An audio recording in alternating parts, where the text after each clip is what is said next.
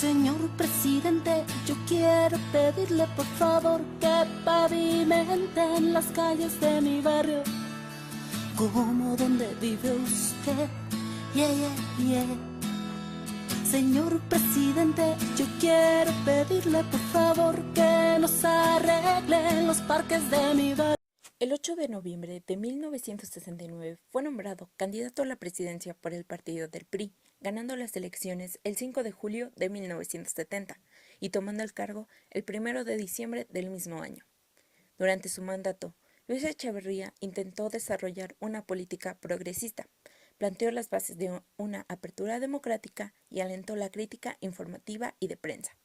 Aumentó el ritmo de la investigación pública, creó la producción de petróleo, energía y la electricidad. Fue construida la red de carreteras, aeropuertos y se crearon los puertos de navegación de altura, Puerto Madero en Chiapas y Lázaro Cárdenas en Michoacán. Así también creó el Instituto Mexicano de Comercio Exterior e instituyó en 1975 las Secretarías de Turismo y de Reforma Agraria, así como la Comisión de Estudios del Territorio Nacional.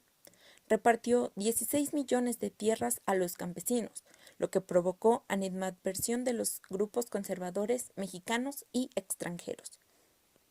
Llevó a la práctica una política exterior, reforzando y ampliando la presencia de México en todos los organismos y foros internacionales. En 1974, a propuesta de México, la Organización de las Naciones Unidas, ONU, aprobó la Carta de los Derechos y Deberes Económicos de los Estados, complementaria de la Declaración Universal de Derechos Humanos, y en 1975 participó en la fundación del Sistema Económico Latinoamericano, CELA, organismo regional destinado a fomentar el desarrollo independiente de los países de la región.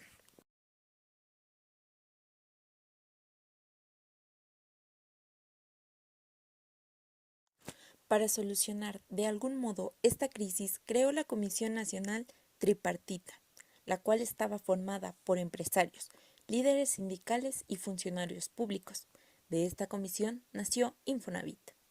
En cuanto a relaciones internacionales, durante su gobierno, Echeverría viajó a Japón, Canadá, Europa Occidental, la Unión Soviética y China Popular, más tarde a Sudamérica y finalmente a África y a las naciones árabes, al Oriente Próximo y a la India.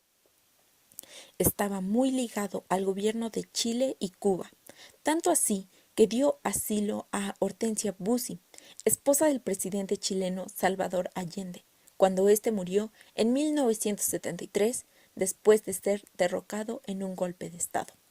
Ofreció a nuestro país como hogar permanente a gran número de exiliados provenientes de España y América del Sur, pero tuvo mano dura con los movimientos de izquierda nacional. Realizó la llamada Guerra Sucia, durante la cual una gran cantidad de personas fueron torturadas y desaparecidas. En su gobierno murieron los guerrilleros Genaro Vázquez y Lucio Cabañas. Ya casi para finalizar su sexenio en el país, se desató una ola de secuestros y asaltos a bancos por grupos guerrilleros de izquierda.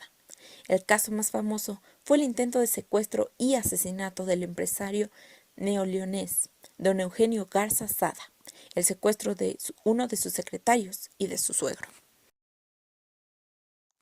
Los avances en materia económica que se dieron durante su mandato no fueron suficientes para detener ni sobrepasar la crisis económica internacional que enfrentaba el país y provocada por la escasez de petróleo. Ante ello, disminuyó la inversión privada, el gasto público aumentó de forma considerable, emitiendo papel moneda sin valor, y la deuda externa aumentó de 6.000 millones de dólares que había heredado Díaz Ordaz a más de 20.000 millones. Compró empresas al borde de la quiebra para sostener los empleos, pero a costa de ineficiencias y corrupción.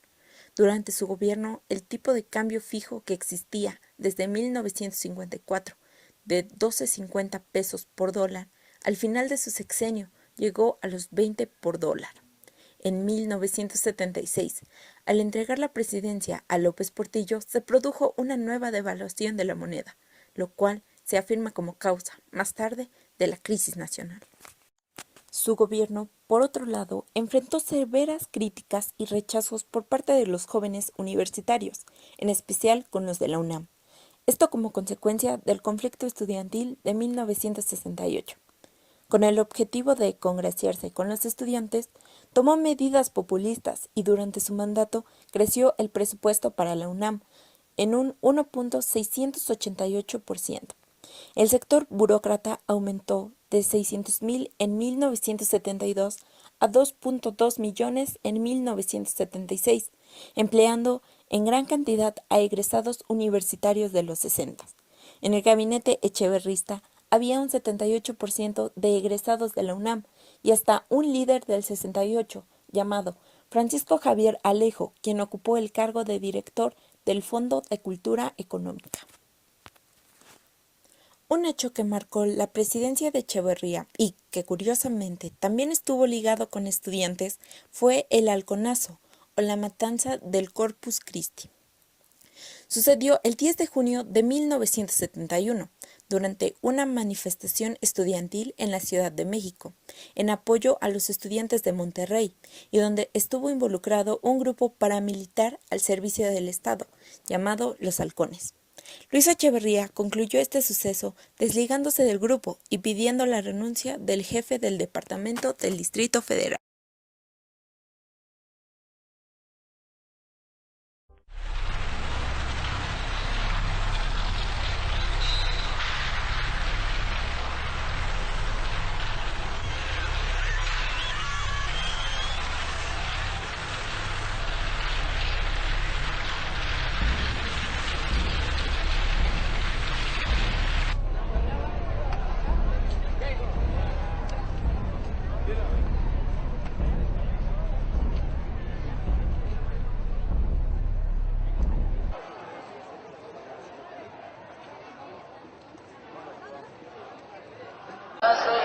Al fondo a la derecha donde está el espejo.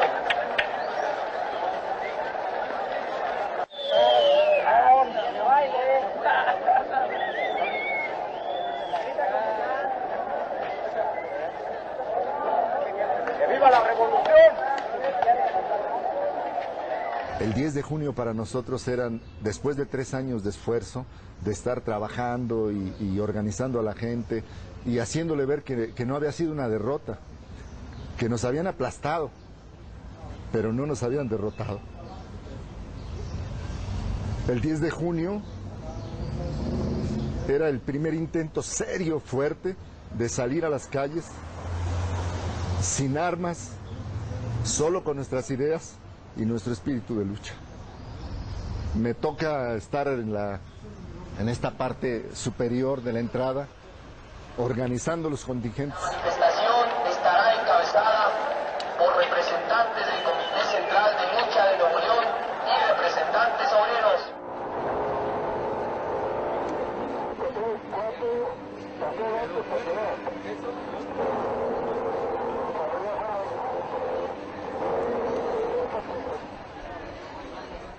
Escuela Superior de Ingeniería y Arquitectura.